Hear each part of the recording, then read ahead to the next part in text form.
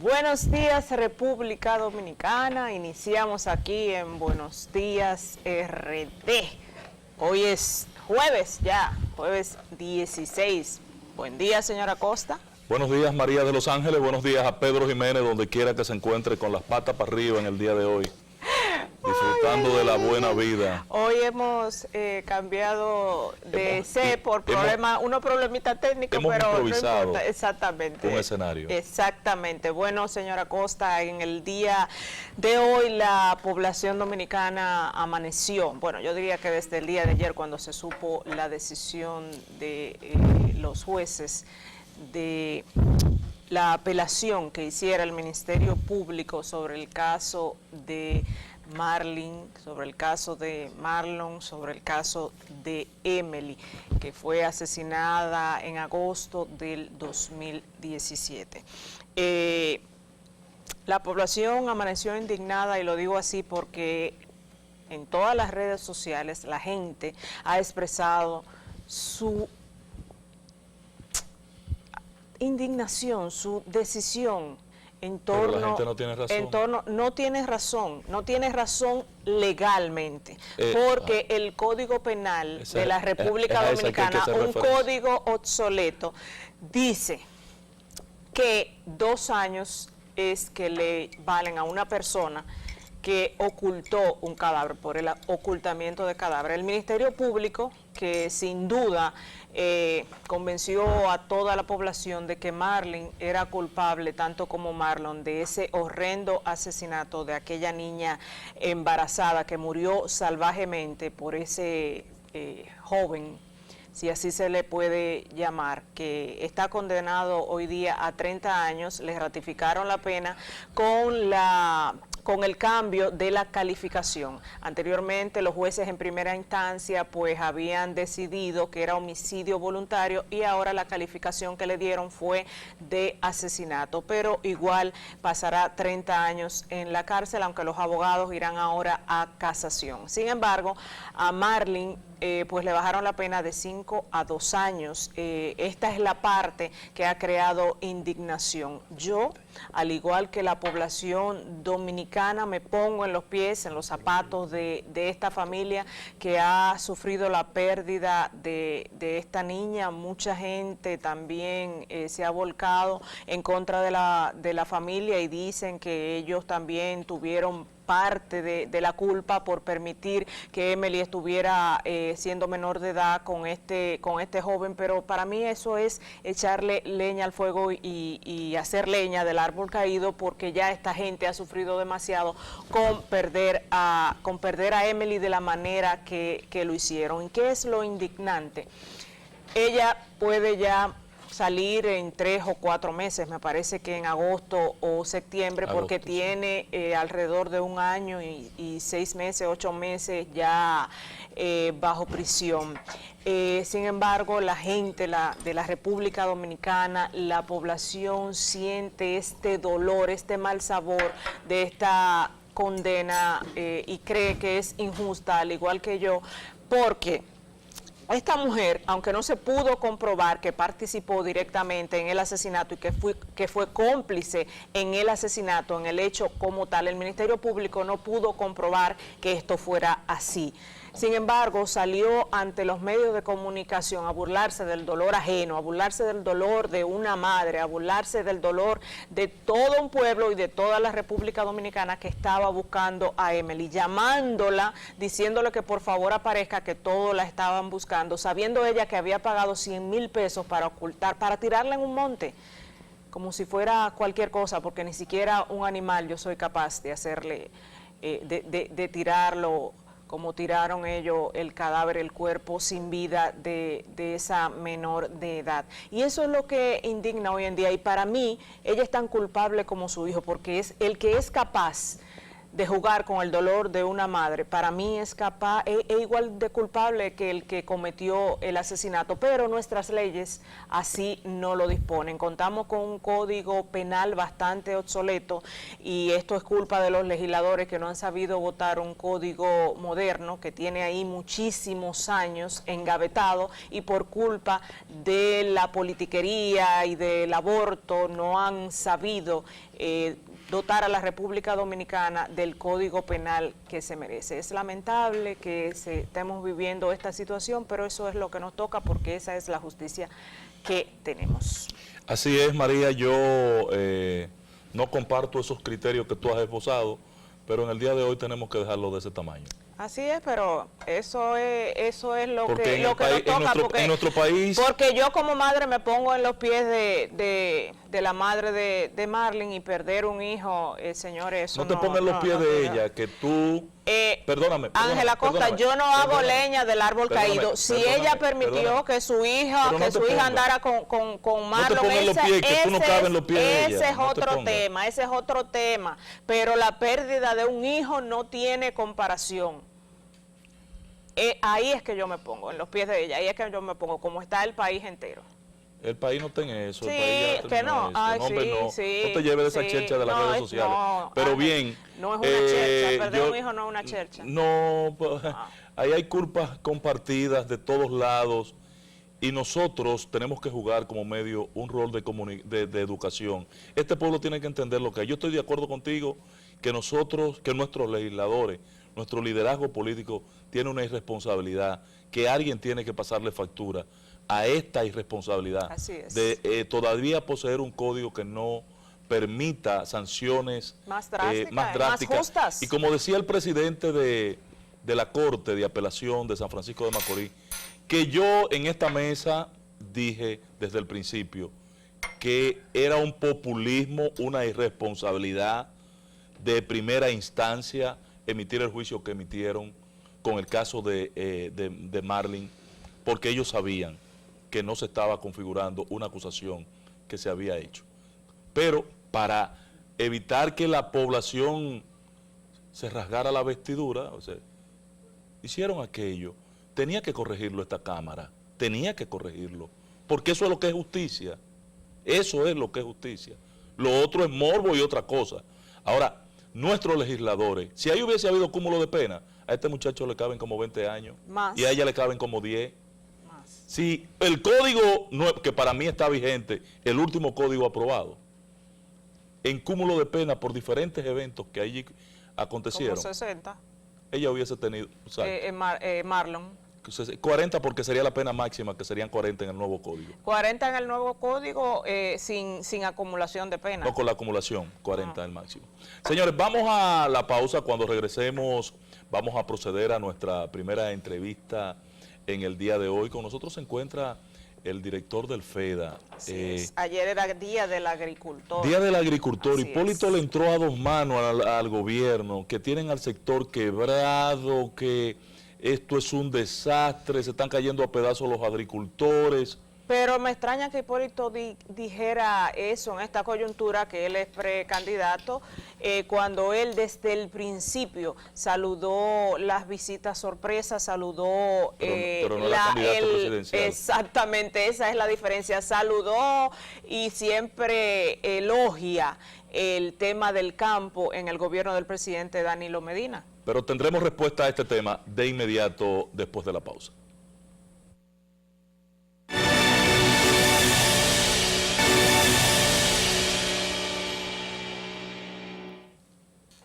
Continuamos en Buenos Días RD, ya lo había dicho el señor Ángel Acosta, nos acompaña Juan Francisco Caraballo, director del Fondo Especial para el Desarrollo Agropecuario, mejor conocido como el FEDA. Decíamos que ayer era Día del Agricultor y hoy nos acompaña este caballero aquí para decirnos cómo va el campo. Juan Francisco, ¿qué pasó ayer y por qué en La Vega el acto que ustedes formalizaron. Nueve premiaron o reconocieron a 9 agricultores, ¿verdad? Así es, Ahí. se hizo un reconocimiento a un grupo de ¿Y le dan dinero? productores ¿Le dan agropecuarios. unos chelitos? No, señorita, no. Anda. No, le dan un tractor, me No imagino. acompaña el ¿Y dinero. qué es lo que le dan? No acompaña el dinero de esas premiaciones, sino simplemente Un reconocimiento. un reconocerle su gran labor, su gran aporte al país a través de la producción agrícola o pecuaria, a través de su esfuerzo por dedicarse a producir alimentos. Y eso tiene un gran valor. En todos los países del mundo se le da una importancia de primer orden a los productores agrícolas y pecuarios. Y nosotros no podemos quedarnos atrás porque somos un país totalmente agrícola. Prácticamente nuestra economía en la mayoría de las provincias depende de la agropecuaria. ¿Y es ¿En qué verdad? consistió el acto? Es un acto donde Se hace todos los años. tuvimos la años. presencia, sí, claro, tuvimos la presencia de representación de las diferentes provincias del país, muy entusiasta de parte de todos los asistentes, es desbordante la participación, superando las más de 15.000 personas presentes en esa ¿Cómo? En la en ese tierra de lugar. José Ramón y Ángel En la provincia Esteves. de La Vega Real, donde todos los productores del Cibao pues mostraron también una gran participación y motivación al estar presente en este acto acompañando al señor presidente de la República. Es un acontecimiento que, como ustedes señalaron, se vive presentando ya varios años, tenemos realizando eventos como estos, pero en esta ocasión se superaron todas las expectativas. O sea, la participación extraordinaria.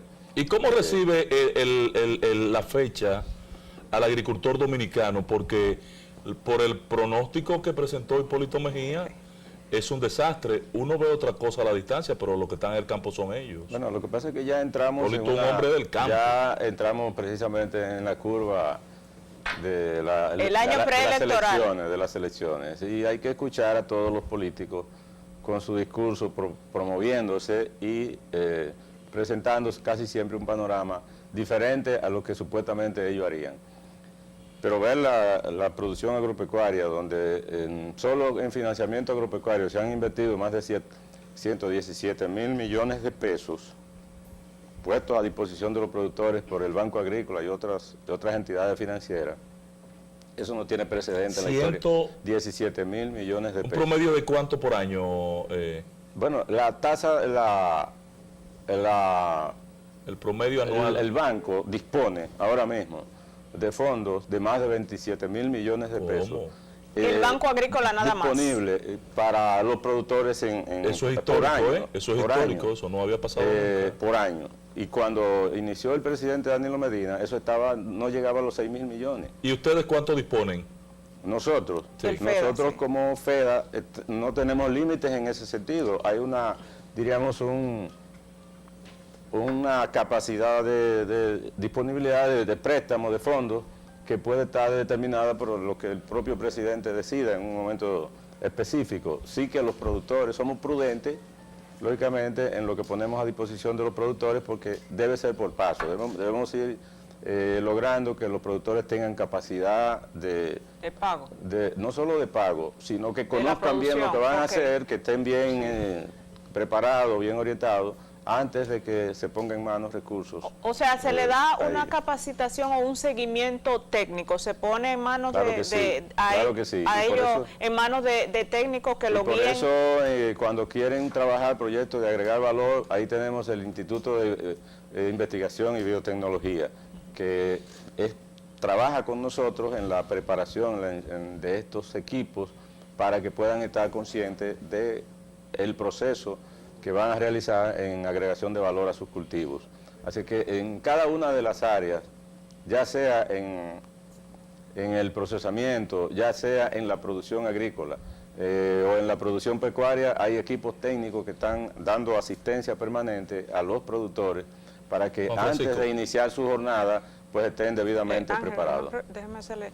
¿Cuál es la diferencia entre el Banco Agrícola y el FEDA? Porque ambos prestan, ambos tienen fondos para el desarrollo agropecuario. Sí, cierto. El banco, recuerde, el banco se rige totalmente por las normas prudenciales. De la banca Bancarias formal. De la banca formal. Es más difícil acceder sí. a El a FEDA este es un préstamo. fondo especial, un Ajá. fondo que está disponible para proyectos de desarrollo agropecuario que no puede el banco, diríamos, sustentar por la tasa de interés que se aplica. Por la tasa de interés y por las garantías que hay que poner a disposición. Sí, porque en muchas ocasiones los solicitantes no tienen, diríamos, la garantía suficiente. La posibilidad de una garantía. Exacto.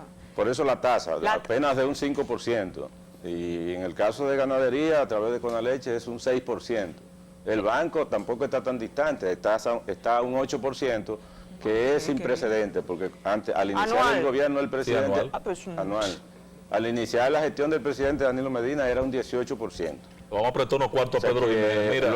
La diferencia que se está produciendo ahora en términos de la tasa de interés genera un ahorro de más de 100 millones a los productores. O sea, el presidente siempre dice que los pobres son buena paga. La tasa de retorno. Sí, se va... Bueno, a nivel de Banco Agrícola, la mora no llega... Ahora está menos de un 10%, o sea... ¿Y en el caso de ustedes? En el caso de nosotros es diferente. Porque ustedes prestan casi de manera informal a colectivos. Perfecto. Pero también porque muchos proyectos no necesariamente se inician en el momento en que se hace, o sea, no se logra, desde el anuncio del proyecto, desde la formalización del financiamiento, no se logra que se complete todo el proceso y ellos inicien acorde con la programación para el año del tiempo de gracia, para ¿Pero le pagan? Iniciar la producción. Claro que sí, están pagando, no con el mismo ritmo del Banco Agrícola, esos son ajustes que se van haciendo sobre la marcha. Y uno va trabajando día a día con ellos para lograr que también se pongan en su totalidad acorde con los requerimientos de los programas que ponemos en práctica. Pongamos en perspectiva las visitas sorpresas. Muy bien. Van 249. ¿Cuál es el proceder? ¿Cómo ustedes llegan allí?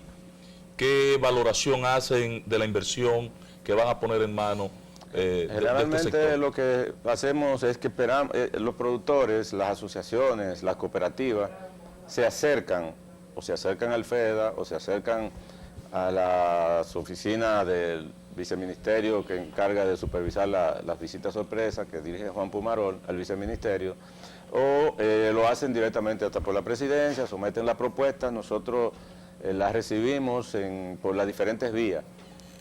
Nuestro equipo técnico, tenemos un departamento, le llamamos departamento operativo, que se traslada a las localidades, a las asociaciones, observa su entorno, valora lo que están proponiendo, recibimos nosotros ese levantamiento de parte de nuestro equipo, lo sometemos a discusión con la parte económica y de planificación y finalmente entonces presentamos ya al Ejecutivo una propuesta depurada, donde lo que nosotros presentamos al Ejecutivo es lo que ya entendemos que técnicamente procede, con las consideraciones que le hacemos, las observaciones que le hacemos a los productores, las correcciones que hacemos a la propuesta original, y después entonces eso ya estamos listos para que en el momento en que el señor presidente lo decida, se escoja de todas las propuestas en el orden en que él entiende. Pon en perspectiva resultados entonces, Juan Francisco, porque ¿cuánto se ha invertido? Dice Hipólito que el sector agrícola está quebrado,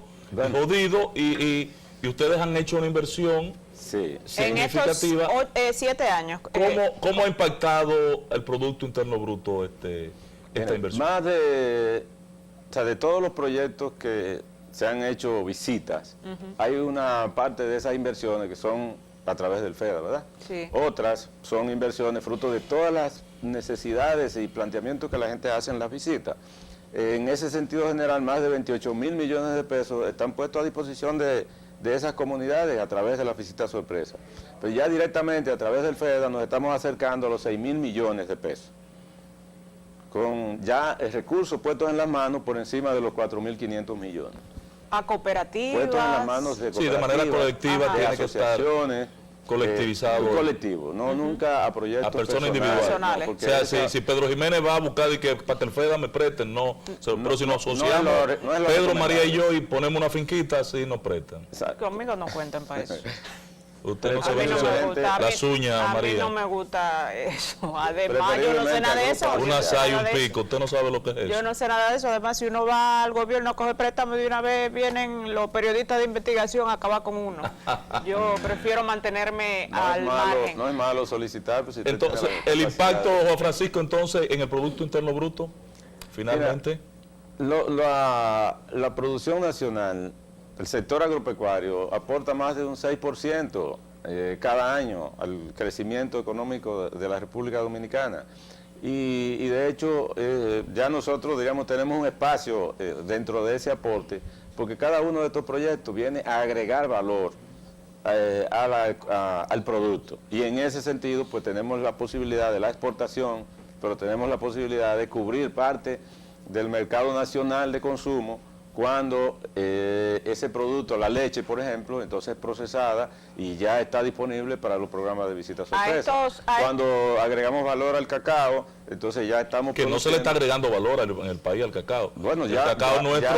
ya se han creado varias pequeñas industrias y el presidente ya ha anunciado también plantas procesadoras en el este y otras que están ya en proceso de crecimiento, que van a hacer grandes inversiones en favor también Y del la sector. procesadora de alimentos en San Francisco, en Nagua, perdón, y la procesadora de frutas en Cotuí, como que se han quedado en el olvido. ¿Qué ha pasado con eso?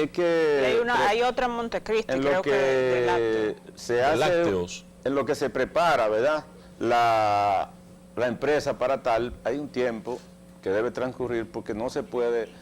O sea, ustedes la inauguraron y todavía no está Bueno, produciendo. se inauguró, iniciaron algunos procesos, pero para que ese tipo de planta esté trabajando a toda su capacidad, pues también hay que tener el mercado garantizado. Usted no puede ponerse a producir y después detenerse sobre la marcha porque el desayuno escolar y la los comida costos de escolar. inversión son altos. Entonces, todos esos elementos que han diríamos, faltado en el proceso están ya prácticamente concluyéndose y dentro de poco esa planta estará trabajando a toda su capacidad. ¿Ha sido paliada la sequía un poco en los campos Mire, por las autoridades? La sequía, el gobierno ha estado haciendo todos los esfuerzos correspondientes y lo continuará haciendo. La sequía se sigue prolongando todavía, no hemos salido, al contrario.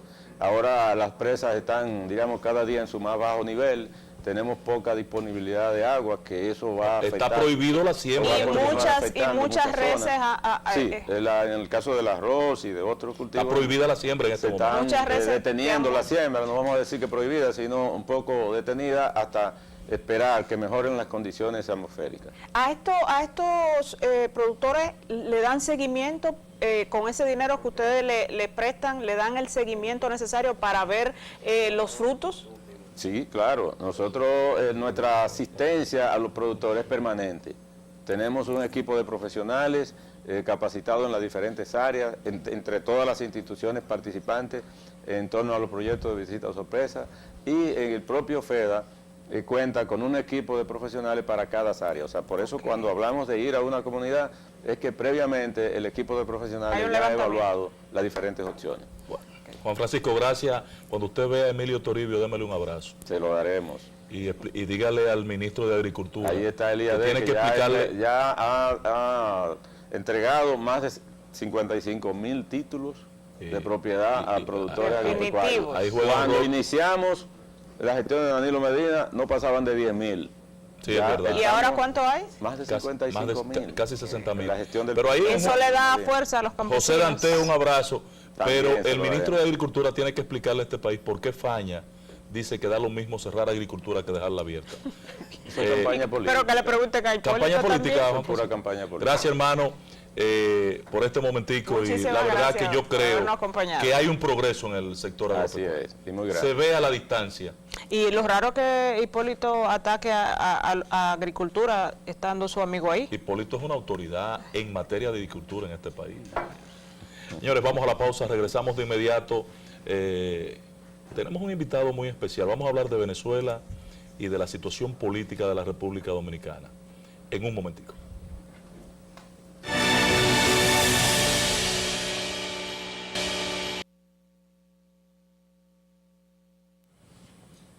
Gracias por continuar con nosotros aquí en Buenos Días RD. En el caso de nuestro invitado en el día de hoy, se trata de un profesional de la asesoría política,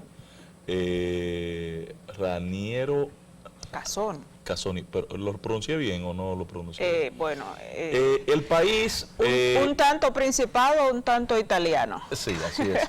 pero es venezolano. Así es. El país vive...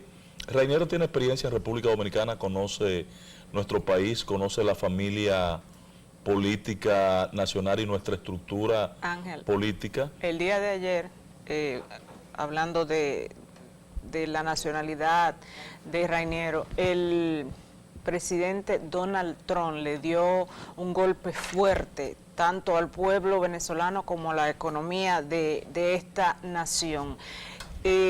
No permitirá a Estados Unidos que ningún vuelo directo desde Venezuela toque suelo norteamericano. Y todas estas medidas, aunque van a presionar aún más el gobierno de Nicolás Maduro, también llevan desasosiego al pueblo venezolano, que es que sufre todas estas medidas. Usted sabe que para usted accesar o tener acceso a alguna medicina o algo que necesita, muchas personas estaban pidiendo cosas por internet y pues le llegaban directamente a Venezuela, y ahora esta medida se complica porque el que quiera viajar a Venezuela desde Estados Unidos a Venezuela o desde Venezuela a Estados Unidos, cualquier lugar, Miami, Nueva York, pues se le complica, tendría que viajar a otra, por ejemplo, a la República Dominicana, y de la República Dominicana, pues entonces viajar a los Estados Unidos, pero no puede ninguna aeronave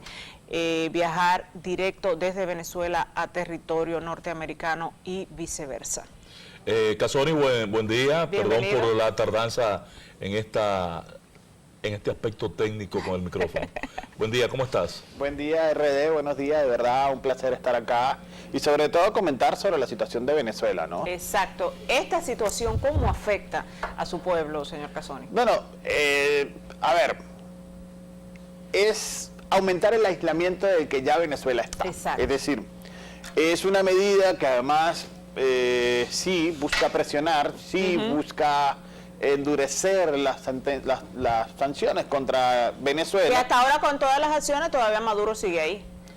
Sí, eso es correcto, pero no es tan seguro que esté él, es decir, está de una forma tambaleante, ¿no? Vemos reacciones cada cierto tiempo de los mismos militares, no se ve un apoyo fortalecido al régimen de Maduro.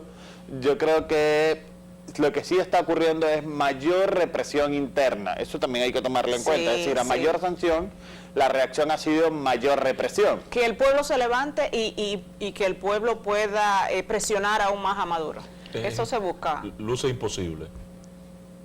Vamos primero, las sanciones de los vuelos lo que hace es encarecer la vida a quien recibía ayuda o pagaba sus alimentos para llegar a Venezuela. Es decir, a quien más afecta es a los, en este caso, a la cúpula del gobierno también, que compraba desde Venezuela su comida. Había gente que también compraba, y también afecta toda la ayuda humanitaria que desde Estados Unidos se ha estado enviando a Venezuela. Eso es lo que realmente afecta. Ahora bien, el golpe histórico al que alude Donald Trump es un tuit realmente que dice: Venezuela se acercará a un acontecimiento histórico. Y eso lo puso ayer y empezaron a correr rumores, y cuando, digamos, el río suena es porque algunas piedras trae, o será mucho ruido y pocas nueces. Eso no lo sabemos aún. Los próximos días serán definitivos. Se dice que hay movimientos en alta mar hacia Venezuela. De la quinta flota. Pero en el caso de la reunión ruso-americana de los dos cancilleres, Lavrov y Pompeo, yo percibí que allí hubo un fracaso, porque yo no sé cómo se construye un triunfo, y tú eres un estratega político y sabes que de derrota en derrota no se construye triunfo. Pero esa reunión, a ver, todavía no hay algo oficial que te diga qué fue lo que ocurrió. Lo que te dice es que hay una voluntad aún mayor de una mayor determinación por parte de los Estados Unidos. Lo que sí vemos es que Rusia, por ejemplo, no ha tenido la determinación, o por lo menos no ha defendido, sino puntualmente situaciones a favor del régimen de Maduro. Esto es importante tomarlo en cuenta. Además, está ocurriendo, según algunos portales especializados, hablan de una negociación que está ocurriendo a través de la mediación de Noruega. Ha habido algunas reuniones, se dice que están algunos personeros del régimen de Maduro, algunos también de la Asamblea Nacional, buscando la solución, de la salida de la crisis que vive Venezuela. Lo que es cierto hoy, hay una mayor represión, hay una mayor, digamos, incluso tortura a militares que en algún momento se pronunciaron y que están hoy presos, o que quizás tenían la voluntad y ya los atraparon, y ha habido una serie de informaciones al respecto que preocupan mucho, pero estamos hablando de violaciones de los derechos humanos. Rainer, usted hablaba ahorita de tambaleo, de que está tambaleando aunque esté todavía en el gobierno. ¿Usted tiene alguna esperanza o cree que al final Maduro se rendirá por las buenas? Mira, yo me remito a la declaración de Vladimir Padrino, el que es ministro de Defensa, el 2 de mayo, después del alzamiento cívico-militar que hubo el 30 de abril, que fue un alzamiento simbólico, es decir, es primera vez que un civil estaba en la calle, estaba diciendo, aquí estamos, esta es la democracia, esta es la recuperación de la Constitución. Eso es histórico, eso no había ocurrido en Venezuela. Mientras el presidente Maduro, o el usurpador en este caso, estaba escondido y no dio la cara sino al día siguiente. Prácticamente. Vladimir Padrino, delante de Nicolás Maduro, en un discurso a sus militares, decía, pretenden comprarnos. La expresión de Nicolás Maduro fue de asombro. Es decir, sí hay negociaciones, es decir, confirmó la denuncia del presidente Donald Trump de que él estaba participando de un acuerdo en ese momento. Correcto. Y no solo Donald Trump, también lo denunció, digamos, todos los personeros de las autoridades de los Estados Unidos. Lo que te quiero decir es que no está seguro Nicolás Maduro, no hay confianza en nadie en este momento. Lo que sí te puedo asegurar hoy es que la Asamblea Nacional está actuando como un solo cuerpo, que realmente... Sí, pero lo que pasó ayer pone a la Asamblea contra la pared. Ya militarizar el entorno de la Asamblea es un asunto que pasa de castaño a oscuro. Lo hicieron anteayer, Casoni. de hecho, lo hicieron anteayer, pero ayer los mismos diputados se aparecieron en la Asamblea y sesionaron para, por ejemplo, hablar del secuestro que tiene en este momento el primer vicepresidente de la Asamblea Nacional, que fue detenido, pero además no solo fue detenido, sino que como no se bajó de su vehículo, tuvieron que buscar una grúa y llevárselo en una grúa. Con todo y vehículo. Y en el caso de Washington, un asunto emblemático, yo no había visto algo igual en mucho tiempo, y mucho menos la reacción de un gobierno, una ocupación de la embajada, el comportamiento ayer de Jesse Jackson a mí me decepcionó totalmente, pero ¿cuál es tu juicio? ¿Cómo terminará esto? Con respecto, a ver, lamentablemente, y eso hay que tomarlo en cuenta, estamos en una nueva realidad geopolítica. Mientras la izquierda hoy siga proclamando la ideología como la victimización de los sucesos ante imperios, mientras la izquierda continúe generando una solidaridad automática sin pensar realmente si nos conviene o no relacionarnos con ese tipo de modelos de gobierno, mientras la izquierda trate de generar una consolidación, digamos, fraterna con regímenes como el de Nicolás Maduro, la verdad es que más decepción va a ocurrir, porque no estamos hablando de un tema ideológico, estamos hablando de un tema de derechos humanos. Claro. Y la izquierda debería ser quien defienda los derechos humanos.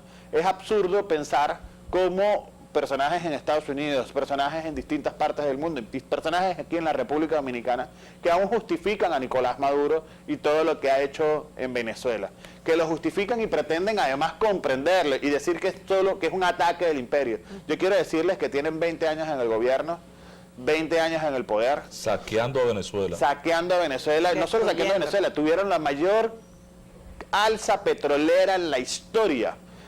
Y hoy Venezuela es un país empobrecido porque regalaron los recursos, porque se robaron los recursos, porque financiaron movimientos a los externos, incluyendo en los Estados Unidos, donde regalaban petróleo en los Estados Unidos, prácticamente. Sí, eso es real. Entonces, mientras la izquierda siga en eso, yo no lo veo bien. Yo no he visto nunca regímenes de derecha tener, digamos, solidaridad automática. Yo no he visto, por ejemplo, un Piñera hablar de que es pobrecito Iván Duque. Yo no he visto a Iván Duque hablando a favor de Vargas Llera, por decir algunos personajes, o Vargas Llosa.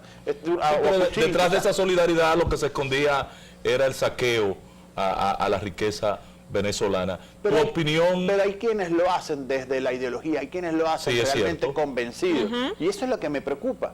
Porque, y de hecho, yo lo voy a poner, a veces en algunos chats yo lo he discutido.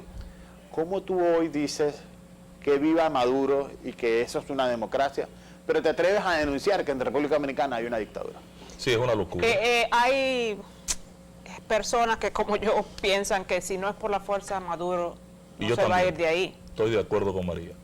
Yo creo que hay que esperar, yo lo decía, yo tengo 3 escenarios y hay que decirlo. En los 3 escenarios me cuesta ver, no contemplo que Nicolás Maduro pretenda estar un año más. Es decir, que estemos hablando del mayo del año que viene, no lo veo ahí en el poder porque de verdad hay muchas pugnas internas.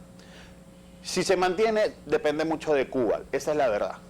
El primer escenario que siempre digo y es el que menos me gusta, pero hay que decirle con responsabilidad, es la destitución de Maduro por otro de ellos mismos. Es decir, o por militares o por el ala civil entre comillas, por ejemplo Diosdado Cabello, porque él viene del ala militar, a desplazarlo para tratar o de radicalizar o de tender un puente de transición, pero ellos teniendo el poder. Exacto. El segundo escenario es que estas negociaciones surtan efecto y se dé el gobierno de transición que como un mantra se ha repetido desde hoy el gobierno legítimo, anterior oposición, que decía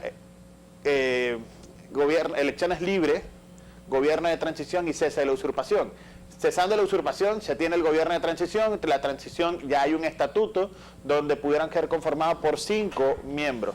Uno de ellos tiene que ser la Asamblea Nacional. Hay 4 disponibles y por tanto pudiera estar alguno de los que apoyan a Nicolás Maduro, que seguramente era lo que estaba negociando el presidente del Tribunal Supremo de Justicia, para mí ilegítimo, y por razones que no quisiera explicar por tiempo. ¿Y el tercer escenario? Y estaría Padrino López, pero ese escenario está ahí.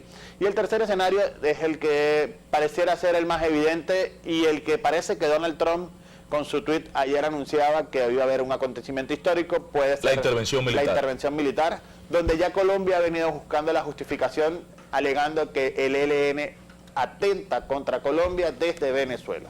Bueno, entremos a la situación política de nuestro país. Tú como consultor, asesor y estratega, hemos visto la organización de un evento para el día de mañana, viernes, un evento orientado a los activistas políticos de la República Dominicana que inician todo un proceso de campaña. Cuéntanos de qué se trata. Bueno, tendremos mañana lo que es el cuarto de guerra electoral, donde vamos a hablar de lo que es el rol del consultor político, vamos a hablar la importancia de los principios de la comunicación política, cómo el diagnóstico te puede servir para hacer un plan de acción, que es un producto incluso de nuestra consultora, te llevas un manual de las acciones que hay que realizar para lograr la victoria.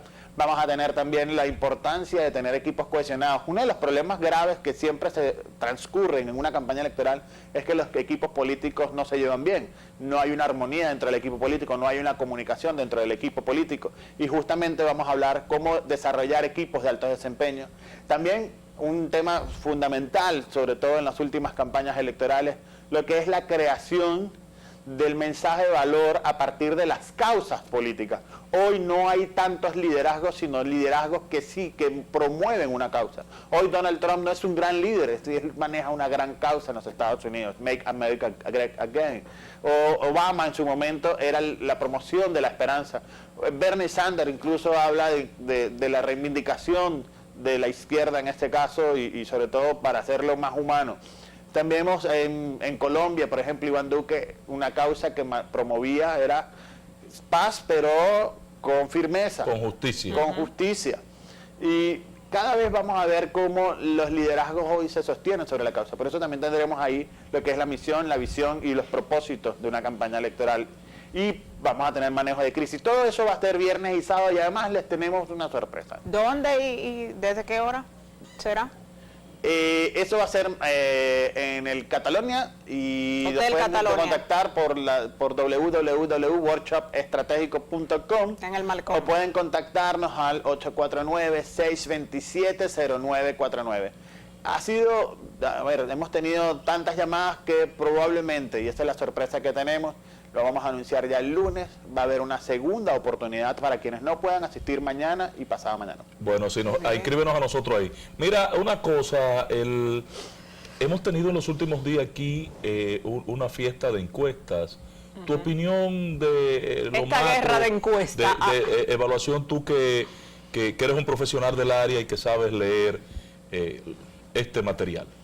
Bueno, nosotros hicimos nuestra encuesta y lo presentamos en enero, muy probablemente para finales de junio, principios de julio estaremos lanzando la segunda versión pública de lo que serían nuestras investigaciones.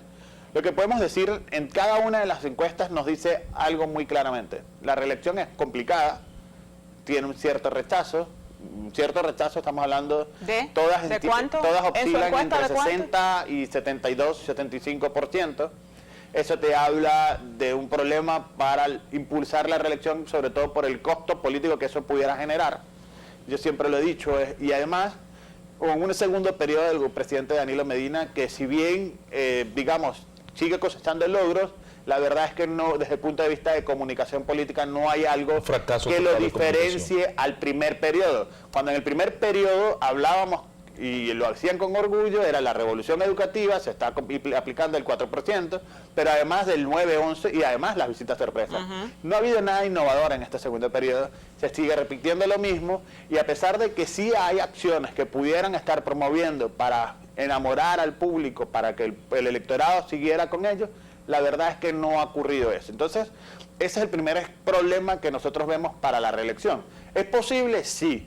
¿Puede variar la favorabilidad del presidente Danilo una vez como candidato? Sí, pero en este momento el costo político lo que nos dice es que va a ser muy difícil y que por tanto impulsar la reelección le va a ser muy problemático después. Y de los actores políticos presidenciables, tu valoración. Mira, vamos a resumirla en 5. Yo creo que lo primero que nos llama la atención es que hay un sentimiento antisistema. Y cuando digo un sentimiento antisistema es que vemos cómo la valoración de Ramfis Trujillo, por ejemplo, oscila alto en algunos casos. Está entre el 12% y ha estado bajando y subiendo en ese periodo. Muy probablemente no sea candidato, muy probablemente, bueno, ya de hecho no tiene partido político formal. Y lo vamos a ver como un actor que promueve el antisistema. Más allá de que sea un peligro para el 2020, no lo es. Probablemente vamos a sentir simplemente algún coletazo en este momento que puede ser en el 24 o en el 28 mucho más fuerte y impactar el sentimiento antisistema, ¿no? Este sentimiento Exacto. antisistema, este 10-12% que se dice podría tener este caballero, ¿tiene un peso específico en la juventud?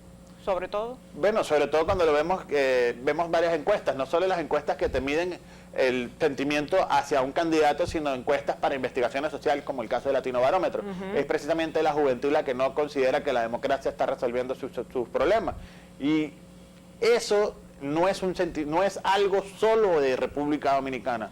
Es una deuda que como gobiernos en América Latina y en el mundo, porque en el lado occidental tiene que trabajar más el tema de la democracia, tiene que buscar más esa conexión emocional con los jóvenes que sientan que el verdadero modelo para poder crecer es dentro de la democracia. Y es bastante problemático esta situación porque no nos estamos dando cuenta y el agotamiento de nuestro modelo, del modelo de la democracia, nos va a conducir a regímenes como el que tiene Venezuela o a regímenes como el que tiene Turquía. Pero ¿no será que esta clase política no ha podido conectar con esta generación que nació hace 20 años, que ustedes llaman los millennials, los milénicos, los millennials, los Z, que ustedes tienen aspiraciones diferentes? Usted ve un trabajo hoy en el periódico Listín Diario, los niños nacen con una tablet en la mano y Vi un estudio ayer en Estados Unidos en que los millennials han reducido el apetito por la actividad sexual. ¿Y qué es lo que está pasando? ¿Qué es lo que está pasando? Esta gente, ¿para dónde que vamos? Ahorita hasta menos muchachos tenemos. Además, un fenómeno que ocurre en la República y los políticos ausentes. El tema de que el joven se gradúa y no tiene acceso a un empleo que pueda redistribuir lo que él ha estudiado, lo que él espera. Y muchos de los jóvenes dominicanos prefieren partir, abandonar el país. Bueno, sí, y estamos en una sociedad en la que este aparatico que tenemos en nuestras manos, esencial, que es esencial para nuestra vida hoy, nos ha vuelto escéptico al contacto frontal de las personas e incrédulos. Hasta en la familia, ¿eh? Hasta en la misma familia, eso es correcto. Pero nos vuelve incrédulos a cualquier noticia que nosotros veamos en las redes sociales. Cualquier noticia. Y esto es impresionante. Las llamadas que a veces uno recibe de la tía, de la abuela, de la mamá, de incluso de nuestra misma generación que creen cualquier noticia que sale en los medios de comunicación. Pero volvamos al panorama de los hombres que para nosotros van a tener una incidencia dentro de la elección para el 2020. El cuarto personaje es Luis Abinader. Luis Abinader, indudablemente, no hay quien le discuta que es el opositor por excelencia para aspirar a la elección o hacer un cambio de gobierno. ¿Y los otros tres actores serían? Leonel Fernández como el gran ganador de encuesta, Francisco Domínguez Brito como la única opción de renovación dentro del PLD y por último Danilo Medina, que es quien realmente va a decidir qué va a pasar en la República Dominicana. Gracias, Casoni. Mañana entonces en el Hotel Catalonia, ¿a partir de qué hora? Desde las 9 de la mañana. Cuarto de guerra, plan estratégico. Mañana y el sábado. Mañana y el sábado. Gracias, Carlos. Rainiero Casini. Rainiero Casoni. Gracias. Éxito, hermano. A ustedes, gracias. Este espacio es suyo. Muchísimas gracias, señores, por habernos acompañado. Nos vemos mañana.